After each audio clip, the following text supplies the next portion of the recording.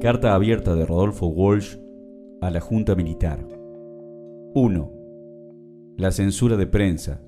la persecución a intelectuales, el allanamiento a mi casa en el Tigre,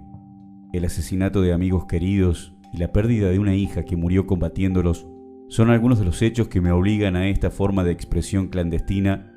después de haber opinado libremente como escritor y periodista durante casi 30 años. El primer aniversario de esta Junta Militar ha motivado un balance de la acción de gobierno en documentos y discursos oficiales, donde lo que ustedes llaman aciertos son errores, los que reconocen como errores son crímenes y lo que omiten son calamidades.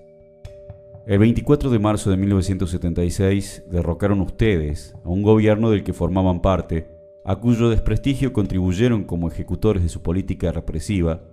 y cuyo término estaba señalado por elecciones convocadas para 9 meses más tarde. En esa perspectiva, lo que ustedes liquidaron no fue el mandato transitorio de Isabel Martínez, sino la posibilidad de un proceso democrático donde el pueblo remediara males que ustedes continuaron y agravaron. Ilegítimo en su origen, el gobierno que ustedes ejercen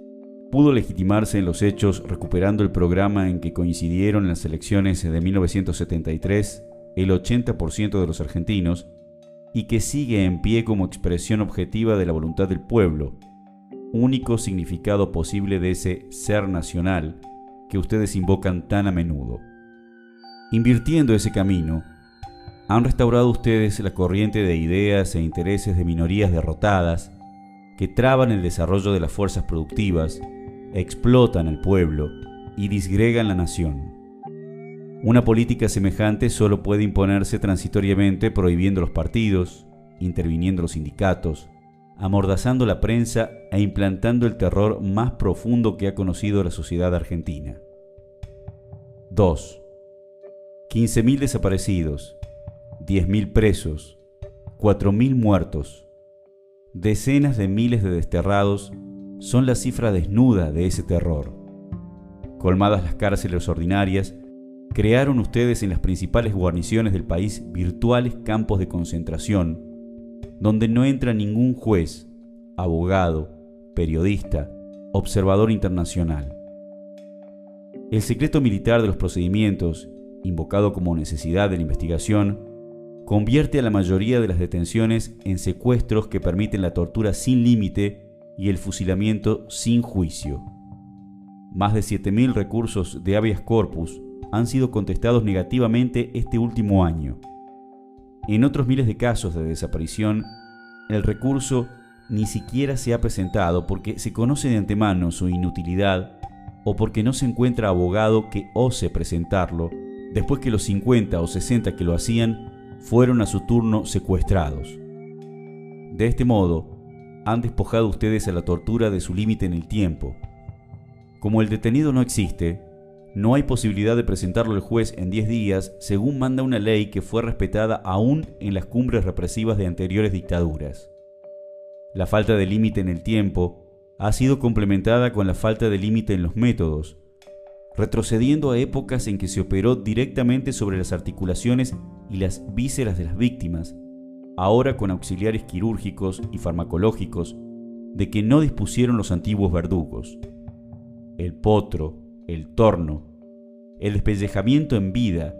la sierra de los inquisidores medievales, reaparecen en los testimonios junto con la picana y el submarino,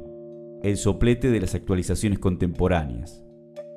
Mediante sucesivas concesiones al supuesto de que el fin de exterminar a la guerrilla justifica todos los medios que usan, han llegado ustedes a la tortura absoluta, intemporal, metafísica, en la medida que el fin original de obtener información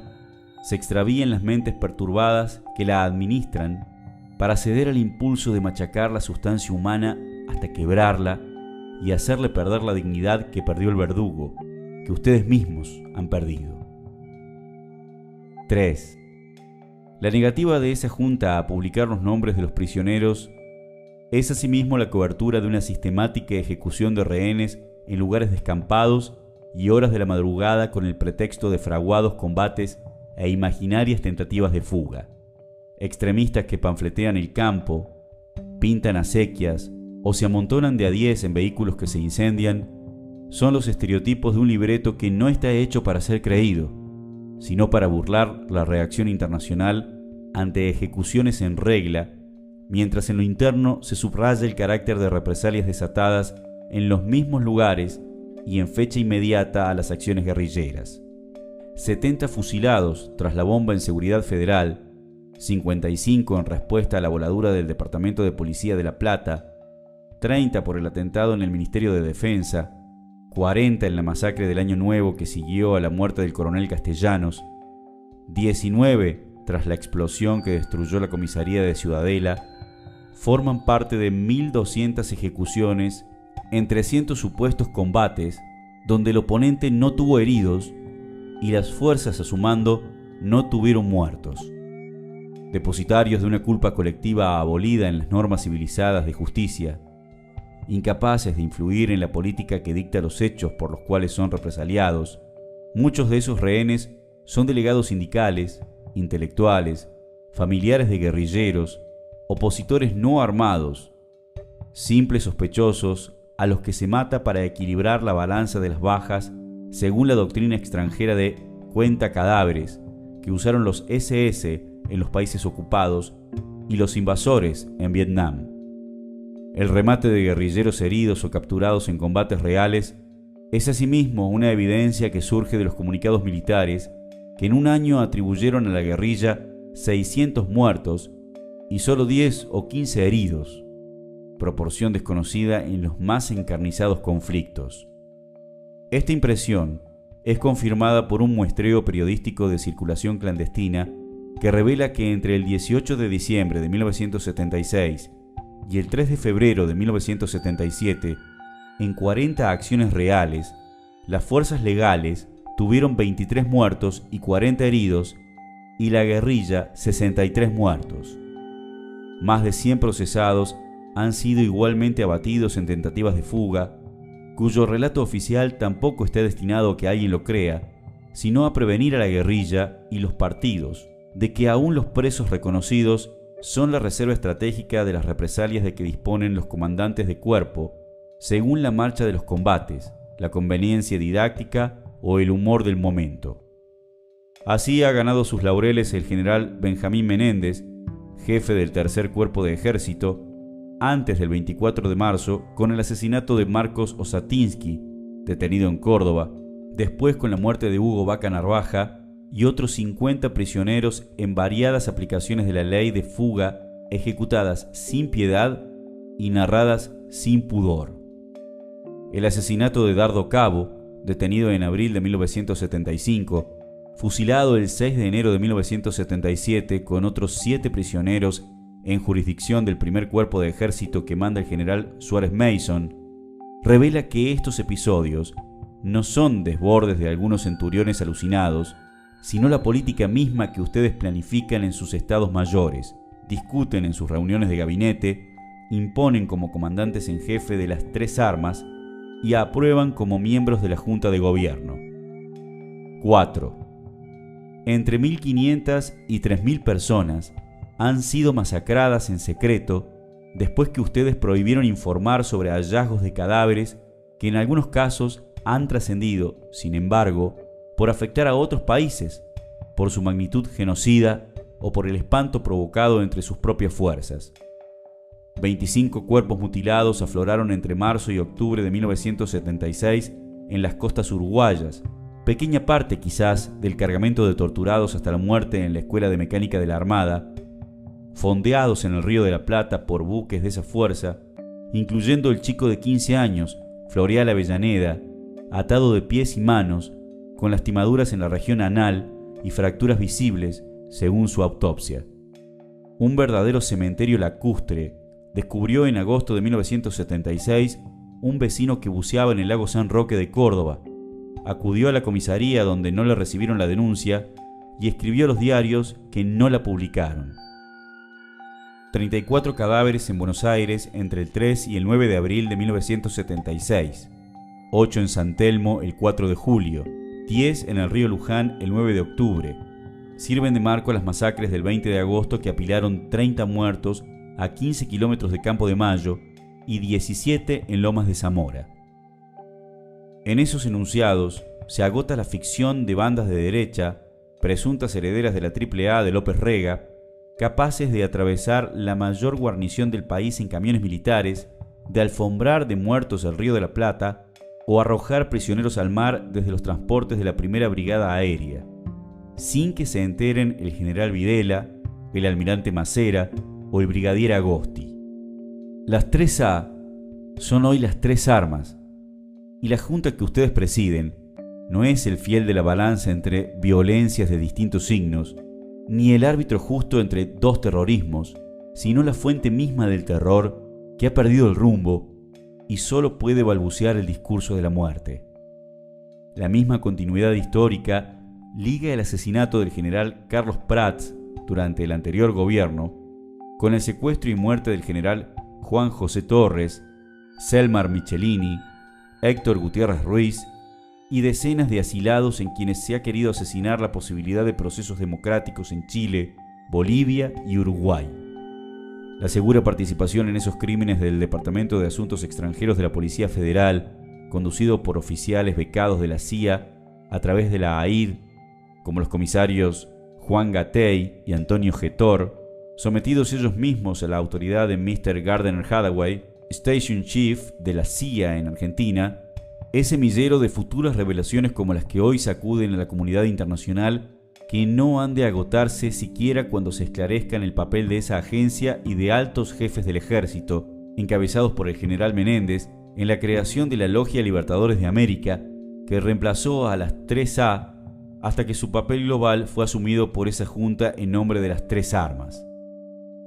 Este cuadro de exterminio no excluye siquiera el arreglo personal de cuentas, como el asesinato del capitán Horacio Gándara, quien desde hace una década investigaba los negociados de altos jefes de la Marina, o del periodista de Prensa Libre, Horacio Novillo, apuñalado y calcinado, después que ese diario denunció las conexiones del ministro Martínez de Oz con monopolios internacionales. A la luz de estos episodios, cobra su significado final la definición de la guerra pronunciada por uno de sus jefes. La lucha que libramos no reconoce límites morales ni naturales. Se realiza más allá del bien y del mal. 5. Estos hechos, que sacuden la conciencia del mundo civilizado, no son, sin embargo, los que mayores sufrimientos han traído al pueblo argentino, ni las peores violaciones de los derechos humanos en que ustedes incurren. En la política económica de ese gobierno debe buscarse no solo la explicación de sus crímenes, sino una atrocidad mayor que castiga a millones de seres humanos con la miseria planificada. En un año, han reducido ustedes el salario real de los trabajadores al 40%, disminuido su participación en el ingreso nacional al 30%, elevado de 6 a 18 horas la jornada de labor que necesita un obrero para pagar la canasta familiar, resucitando así formas de trabajo forzado que no persisten ni en los últimos reductos coloniales, congelando salarios a culatazos mientras los precios suben en las puntas de las bayonetas, aboliendo toda forma de reclamación colectiva, prohibiendo asambleas y comisiones internas, alargando horarios, elevando la desocupación al récord del 9%, prometiendo aumentarla con 300.000 nuevos despidos, han retrotraído las relaciones de producción a los comienzos de la era industrial, y cuando los trabajadores han querido protestar, los han calificado de subversivos, secuestrando cuerpos enteros de delegados que en algunos casos aparecieron muertos y en otros no aparecieron. Los resultados de esa política han sido fulminantes. En este primer año de gobierno el consumo de alimentos ha disminuido el 40%, el de ropa más del 50%, el de medicinas ha desaparecido prácticamente en las capas populares. Ya hay zonas del Gran Buenos Aires donde la mortalidad infantil supera el 30%, cifra que nos iguala con Rhodesia, Dahomey o las Guayanas. Enfermedades como la diarrea estival, las parasitosis y hasta la rabia, en que las cifras trepan hacia marcas mundiales o las superan. Como si esas fueran metas deseadas y buscadas, han reducido ustedes el presupuesto de la salud pública a menos de 1/3 de los gastos militares, suprimiendo hasta los hospitales gratuitos, mientras centenares de médicos, profesionales y técnicos se suman al éxodo provocado por el terror, los bajos sueldos o la racionalización. Basta andar unas horas por el Gran Buenos Aires para comprobar la rapidez con que semejante política la convirtió en una villa miseria de 10 millones de habitantes. Ciudades a media luz, barrios enteros sin agua porque las industrias monopólicas saquean las napas subterráneas, millares de cuadras convertidas en un solo bache porque ustedes solo pavimentan los barrios militares y adornan la Plaza de Mayo, el río más grande del mundo contaminado en todas sus playas porque los socios del ministro Martínez de Oz arrojan en él sus residuos industriales, y la única medida de gobierno que ustedes han tomado es prohibir a la gente que se bañe. Tampoco en las metas abstractas de la economía, a las que suelen llamar el país, han sido ustedes más afortunados. Un descenso del Producto Bruto que orilla el 3%, una deuda exterior que alcanza a $600 por habitante, una inflación anual del 400%, un aumento del circulante que solo una semana de diciembre llegó al 9%, una baja del 13% en la inversión externa, constituyen también marcas mundiales, raro fruto de la fría deliberación y la cruda inepcia. Mientras todas las funciones creadoras y protectoras del Estado se atrofian, hasta disolverse en la pura anemia, una sola crece y se vuelve autónoma. 1.800 millones de dólares, que equivalen a la mitad de las exportaciones argentinas presupuestados para seguridad y defensa en 1977, 4.000 nuevas plazas de agentes en la Policía Federal, 12.000 en la provincia de Buenos Aires con sueldos que duplican el de un obrero industrial y triplican el de un director de escuela, mientras en secreto se elevan los propios sueldos militares a partir de febrero en un 120%, prueban que no hay congelación ni desocupación en el reino de la tortura y de la muerte, único campo de la actividad argentina donde el producto crece y donde la cotización por guerrillero abatido sube más rápido que el dólar. 6. Dictada por el Fondo Monetario Internacional, según una receta que se aplica indistintamente a El Zaire o a Chile, a Uruguay o a Indonesia, la política económica de esa junta solo reconoce como beneficiarios a la vieja oligarquía ganadera, la nueva oligarquía especuladora y un grupo selecto de monopolios internacionales encabezados por la ITT, la ESO, las automotrices, la US Steel, la Siemens, al que están ligados personalmente el ministro Martínez de Oz y todos los miembros de su gabinete. Un aumento del 722% en los precios de la producción animal en 1976 define la magnitud de la restauración oligárquica emprendida por Martínez de Oz en consonancia con el credo de la sociedad rural expuesto por su presidente Celedonio Pereda. Llena de asombro que ciertos grupos pequeños pero activos sigan insistiendo en que los alimentos deben ser baratos. El espectáculo de una bolsa de comercio donde en una semana ha sido posible para algunos ganar sin trabajar el 100 y el 200%, donde hay empresas que de la noche a la mañana duplicaron su capital sin producir más que antes, la rueda loca de la especulación en dólares, letras, valores ajustables, la usura simple que ya calcula el interés por hora, son hechos bien curiosos bajo un gobierno que venía a acabar con el festín de los corruptos. Desnacionalizando bancos, se pone el ahorro y el crédito nacional en manos de la banca extranjera, indemnizando a la ITT y a la Siemens. Se premia a empresas que estafaron al Estado, devolviendo las bocas de expendio, se aumentan las ganancias de la Shell y la ESO, rebajando los aranceles aduaneros se crean empleos en Hong Kong o Singapur y desocupación en la Argentina. Frente al conjunto de esos hechos, cabe preguntarse quiénes son los apátridas de los comunicados oficiales, dónde están los mercenarios al servicio de intereses foráneos, cuál es la ideología que amenaza al ser nacional. Si una propaganda abrumadora, reflejo deforme de hechos malvados, no pretendiera que esa junta procura la paz, que el general Videla defiende los derechos humanos o que el almirante Macera ama la vida, aún cabría pedir a los señores comandantes en jefe de las tres armas que meditaran sobre el abismo al que conducen al país tras la ilusión de ganar una guerra que, aun si mataran al último guerrillero, no haría más que empezar bajo nuevas formas